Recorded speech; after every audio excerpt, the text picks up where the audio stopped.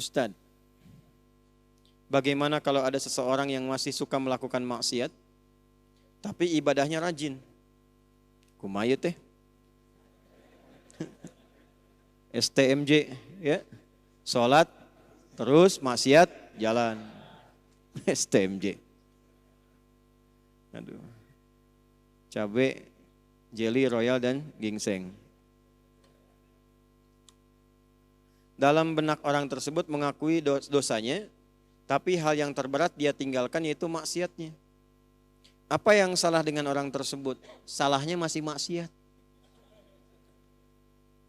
Salahnya taubatnya tidak serius. Quran surah ke-4 ayat 17. A'udzubillahi minasyaitonirrajim. Bismillahirrahmanirrahim. Innamat taubatu 'ala Allahi lilladzina ya'maluna as-su'a bijahalatin thumma yatubuna min qarib. Allah hanya akan menerima orang tobat yang sungguh-sungguh.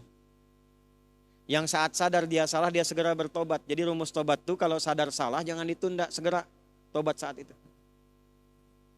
Salah sore, ba'da asar, jangan tunggu malam sambil tahajud. Karena boleh jadi maghrib meninggal. Maut datang lebih cepat dari apa yang tidak diduga. Segera. Yang kedua, sungguh-sungguh. Terus begitu. Nah, bagaimana ciri orang yang diterima tobatnya ketika dia benar-benar bertobat?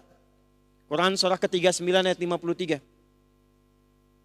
Qul ya ibadiyalladzina asrafu ala anfusihim la taqnatu min rahmatillah. Innallaha yaghfirudz dzunuba jami'a. Ya Muhammad SAW, katakan, viralkan pada semua hambaku yang berlumur maksiat, jangan putus asa dari rahmat Allah. Tobat yang betul. Kalau dia benar, Allah ampuni semua dosanya. Ciri orang diampuni dosanya, maka semua kesalahannya akan tertutup, terjaga dia dari yang salah, dan berubah dia dengan perbuatan yang soleh. Jadi yang salah-salahnya hilang, yang solehnya yang muncul.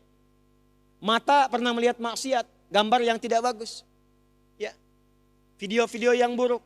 Tobat, di mana ciri diterimanya? Maka matanya sudah nggak suka lagi melihat yang salah, yang soleh yang dilihat, Quran yang baik-baik, itu tandanya. Dan dia nggak suka diarahkan kepada perbuatan yang pernah dia kerjakan sebelumnya. Dengar aja udah nggak suka. Itu ciri orang tobat diterima. Makanya setiap kita temukan kalimat taba, seringkali umumnya disusulkan dengan kalimat faman taba wa aslaha. Ya, dia bertobat dan dia berbuat islah. Itu cirinya.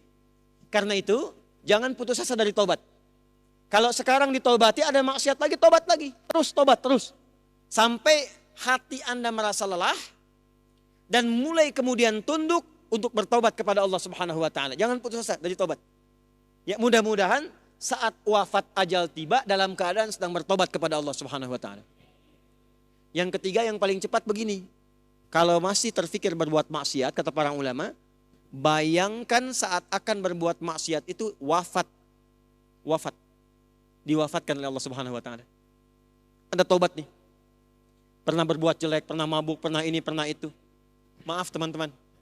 Jangan putus asa. Ini kata Allah, jangan putus asa, aku sayang. Jangan putus asa. Dan biasanya ada bersitan dalam pikiran kita, dalam jiwa kita. Aduh, diterima enggak kalau tobat? Masih bisa kembali enggak? Kalau ada kalimat itu tersirat, itu hidayah dari Allah. Rumus Qur'annya cepat ambil. Ini Allah sendiri yang jawab, hambaku, disebut hamba. Sebanyak-banyaknya dosa, membunuh, merampok, berzina, pernah mabuk, sebanyak-banyaknya. Kata Allah, hambaku, ini rahmatku, cepat ambil. Sujud, tangisi dosa itu.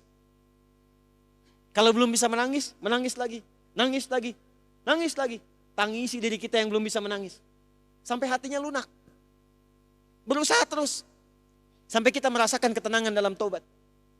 Dari situlah kemudian muncul ungkapan ulama, Allah sangat mencintai pelaku maksiat yang mau bertobat dibandingkan orang soleh yang tidak pernah merasa salah. Boleh bikin status tuh? Ya, silakan.